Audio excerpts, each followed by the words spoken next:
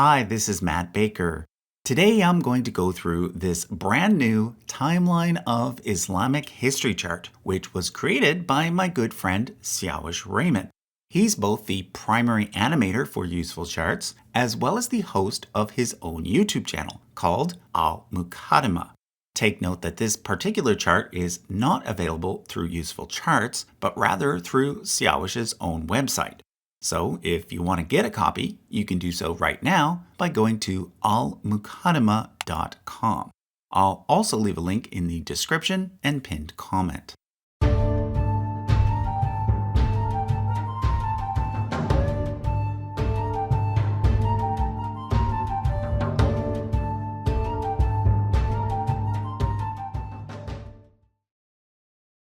Okay, so Islamic history obviously starts with Muhammad, who lived around the year 600 CE. Since Muslims consider it blasphemous to make depictions of him, he's represented on the chart by this emblem instead, which says in Arabic calligraphy, Muhammad, the messenger of God. The original is located on the gates of the Prophet's mosque in Medina. During the time of Muhammad, there were two major powers in the Middle East, the Christian Byzantine Empire, centered at Constantinople, and the Zoroastrian Sassanid Empire, centered in Persia. They were busy fighting each other, which weakened both sides and allowed a new power to emerge on the scene, the one led by Muhammad and his successors. Down here is actually a list of the earliest Muslim military campaigns, the first 5 of which were led by Muhammad himself. You see, Muhammad was not just a religious leader, but a political one as well. During his lifetime, he and his followers, who became known as Muslims, meaning those who submit to God, started by taking control of the Arabian Peninsula. This mostly involved fighting against Muhammad's own kinsmen, the pagan Quraysh tribe, who were based out of Mecca. In 629, this initial conflict came to an end, with the final victory of the Muslims over the Quraysh and the capture of the city of Mecca. In the same year, the Muslims also came into contact with the Byzantine armies for the first time. However, Muhammad died shortly after this, and thus it was up to his successors, who were called caliphs, to continue the conquests. Let's now move back up to the main timeline. Just below Muhammad are the names and emblems of the first 4 caliphs, known as the Rashidun caliphs, meaning the rightly guided ones. It was under the leadership of these caliphs that the Muslim armies took control of a major portion of the Byzantine Empire, including Syria, Palestine, Egypt, Libya, and Tunisia. They did not, however, conquer the Byzantine Empire altogether, which is why its line, shown in beige, continues for quite some time. In contrast, they did fully conquer the Sassanid Empire, which included the areas we now call Iraq and Iran. Now, very early on, there was a major disagreement over who was the rightful successor of Muhammad. Some supported Abu Bakr, and then Umar and Uthman, but others supported Ali from the beginning. Ali was the cousin and son-in-law of the Prophet, and he married Muhammad's daughter, Fatima. After Uthman's death, when Ali was finally elected caliph, the conflict came to a head, becoming the first fitna, or civil war. During that conflict, Ali was assassinated, after which Ali's son Hassan agreed to a peace agreement, which made a cousin of Uthman, named Muawiyah, the next caliph. This marked the beginning of the Umayyad Caliphate, in which the title of caliph was now passed on hereditarily, Banu Umayyah being the family name of this first dynasty. However, it also marked the beginning of the main split within Islam, which exists to this day. Those who believed that the first 3 Rashidun caliphs were legitimate are now known as Sunnis. Currently, they comprise about 90% of all Muslims, whereas those who believe that Ali was the true successor are known as Shias. Now, during the Umayyad period, the area controlled by Islam continued to grow, with parts of Central Asia being conquered, as well as Northeast Africa and Spain. At one point, it even looked as though Islam might take over most of Western Europe. However, in 732, at the Battle of Tours, the Umayyads were defeated by the Franks, led by Charlemagne's grandfather, Charles Martel. This was a decisive battle in that it halted the Islamic spread into Europe and limited it to Spain. The Umayyad Caliphate came to an end in 750, when it was replaced by the Abbasid Caliphate, led by a different, albeit distantly related family known as the Abbasids. Up to this point, the Muslim Empire, also referred to as the Arab Empire, had had its capital in Syria. However, when the Abbasids took over, they moved it to Baghdad. This is where their most famous caliph, Harun al-Rashid, established the House of Wisdom, basically a massive library and center for all things intellectual and cultural. This marked the beginning of the Golden Age of Islam, which lasted from approximately 786 to 1258, and is indicated on the chart by this golden border. One of the greatest intellectuals during this period was Muhammad al-Khwarizmi, who made major contributions in the fields of math, astronomy, and geography. In the Latin world, he was known as Algorithmus, which is where the word algorithm comes from. This is just one small example of the overall impact that the Islamic Golden Age had on world history. Basically, at a time when intellectual progress in Europe was proceeding more slowly, progress in the Islamic world was making leaps and bounds. This period also saw the new religion of Islam better define its core beliefs and legal system through the work of individuals such as Jafar al-Sadiq, who was the father of the Jafari school of thought, which is followed today by all Shias, and Abu Hanifa, the father of the Hanifa school, which is the largest of the four schools followed by Sunnis. However, during the Abbasid period, Islam also went from being the religion of just one big political entity, the Arab Empire, to being the religion of many, sometimes competing entities. One of the first of these was the Emirate of Cordoba in Spain, which remained under Umayyad control and thus became independent of the Abbasid Caliphate. Initially, its rulers used the term Amir, which is basically the equivalent of prince, but eventually they declared themselves to be the true caliphs. Around the same time, the Imamate of Oman also became independent, being ruled by its own imams. In Sunni Islam, an imam is primarily a religious leader, but in other branches of Islam, such as in Abadi Islam, which is centered in Oman, an imam can be both a religious leader and a secular leader. To this day, Oman has maintained its separation from other regional powers, making it the oldest, continuously independent state in the Muslim world. Another early breakaway state was the Samanid Empire in Persia. This occurred during a period known as the Iranian Intermezzo, which is when the Arab caliphs started to lose direct control over the Iranian plateau, where they were instead replaced by several competing Persian dynasties, led by emirs. Although, keep in mind, these Persian dynasties were now fully Muslim. In fact, the emirs of one particular Persian dynasty, the Buyids, ended up becoming the de facto rulers of the Abbasid Caliphate itself, which is why they are shown here, but also here. Persia as a whole experienced a sort of renaissance during this period, led by figures such as the poet Ferdowsi and the physician Avicenna, who is considered the father of early modern medicine. Around the same time, the Abbasid caliphs were also losing control over North Africa and being replaced by new dynasties there. The most important of these was the Fatimid dynasty, who were Shias and claimed descent from the Prophet Muhammad himself through Fatima and Ali. In 909, they established the Fatimid Caliphate, with their capital eventually being built at Cairo, Egypt. It was there that the father of modern optics, Ibn al-Haytham, lived.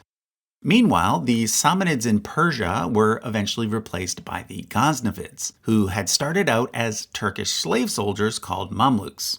Their third ruler, Mahmud of Ghazni, became the first person to use the title Sultan, which is considered to be an even higher rank than an emir, a sultan basically being the equivalent of a king. So, in the year 1000, the situation in the Muslim world was very different than it had been 300 years earlier. Instead of there being a united empire ruled by a single powerful caliph, there were now many different Islamic states, and 3 different people claiming the title of caliph. There was still the main Abbasid caliph in Baghdad, who was now just a figurehead controlled by the Buyid emirs, but also the Umayyad caliph in Cordoba and the Fatimid caliph in Cairo. In addition to this, there was now also someone claiming to be a sultan, soon to be followed by many others, as well as lots of other independent and semi-independent emirs. And Islam continued to spread. In Africa, it traveled down the Somali coast, where the Sultanate of Mogadishu was established, and eventually it reached the Swahili coast as well.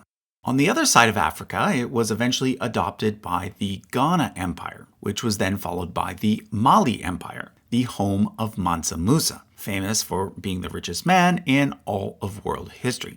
Further east, it spread from Central Asia into India, starting with the Ghurid Empire, and eventually it spread to Southeast Asia as well.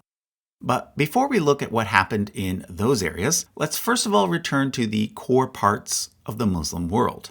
There, the next big players on the scene were the Seljuks, yet another Turkish dynasty.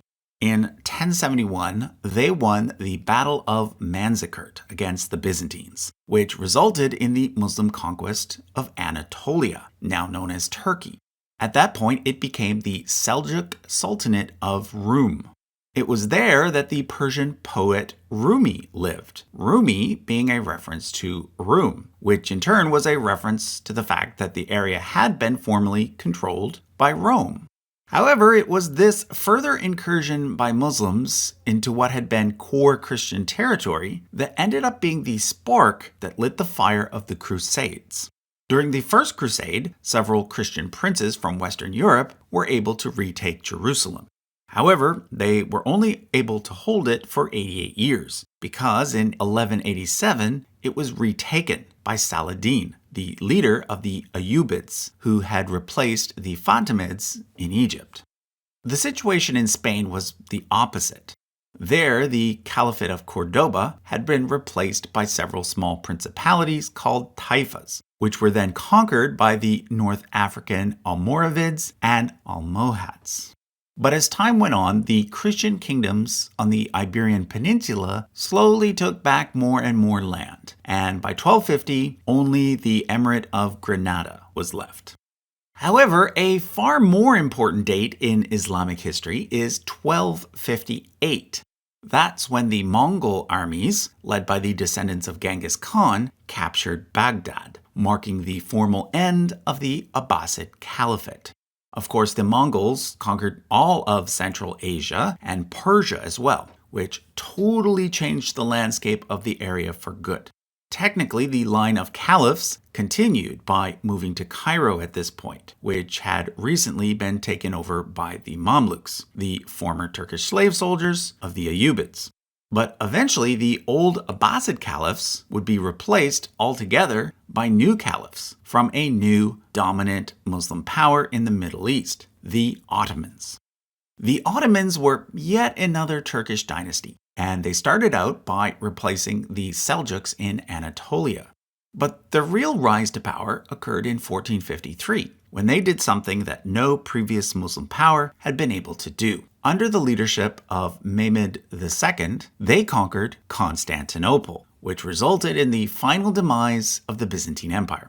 This ushered in a new golden age for Islam, which is indicated on the chart as the Ottoman Classical Age. It was during this period that they also conquered Egypt, Mesopotamia, and most of Arabia, their most famous sultan being Suleiman the Magnificent. They did not, however, conquer Persia. That area was now being ruled by the Safavids, who had taken over from the Timurids, who were named after Timur, a distant relative of Genghis Khan. Their greatest leader was Abbas I.